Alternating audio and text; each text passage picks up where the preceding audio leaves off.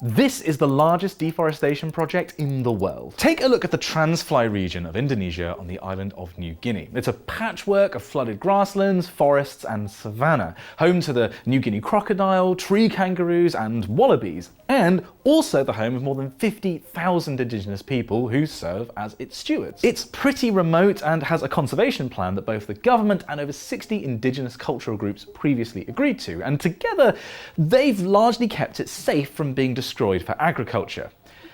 Until now. This is some of that area in November 2023, just north of the River Maro that marks the edge of Wasur National Park.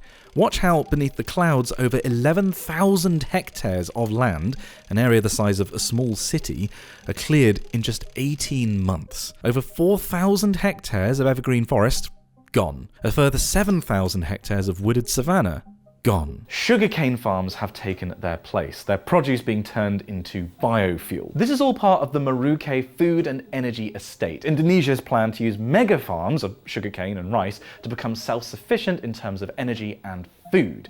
But the ambition of the project, which is being accelerated by President Prabowo, doesn't stop here, though. About 22,000 hectares of natural ecosystem have been cleared across the region so far, but up to 3 million hectares are planned, which looks like this. Just take this all in for a moment. This huge natural habitat, equivalent to the state of Maryland or a small country like Armenia, would be lost.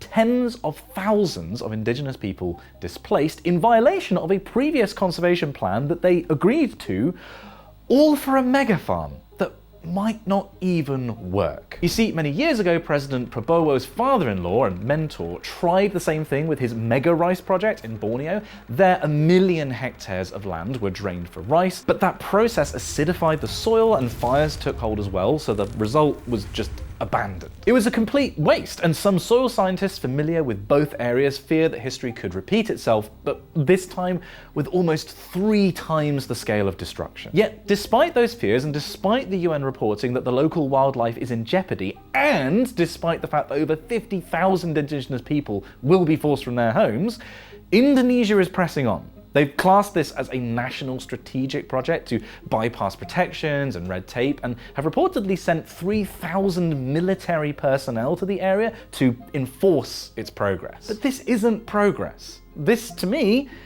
is devastation. What can you do about this? Well, honestly, if you're not in Indonesia, I don't know. But you could consider supporting this campaign by Rainforest Rescue, which is linked in my bio.